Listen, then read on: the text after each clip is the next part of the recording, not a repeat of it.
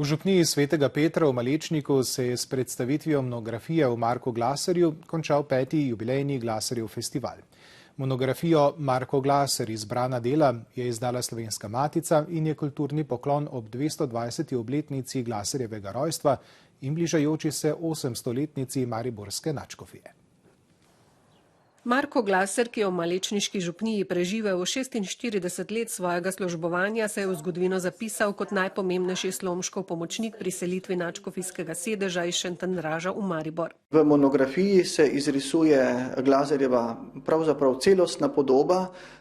To je res nov pristop, takšne podobe doslej še nismo imeli smo nekaj fragmentov, tukaj pa so sedaj pridige. Marko Glaser je bil tudi pesnik, napisal je kar nekaj pesmi, te, ki smo jih našli in ki so tudi zavedene v strokovni bibliografiji, so sedaj skupaj zbrane in natisnjene in pa njegova korespondenca, tako osebna kot tudi javna. Zelo dragocena je knjiga predvsem zato, ker pričuje o tistem času, kako globoko si je prizadeval za izražanje v slovenskem jeziku, za poudarjanje slovenstva, za krepitev vedenja tudi med najpreprostejšim prebivalstvom. V monografiji so predstavljeni dokumenti nadškofijskega arhiva, ki pričajo o razsežnostih prenosa škofije, uradna dopisovanja pa tudi osebna zapuščina. Sama sem se osredotočila predvsem na korespondenco, različne vrste korespondence, od uradne do zasebne.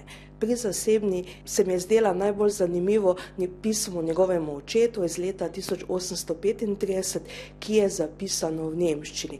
Podobno pa so tudi njegova pisma drugim njegovim sorodnikom. Razloge za nemško dopisovanje pripisujejo uradnemu nemškemu jeziku takratnih izobražencev. V monografijo je vključenih tudi 10 jezikovno posodobljenih slovenskih pridig, ki jih je Glaser napisal v letih 1834 do 73.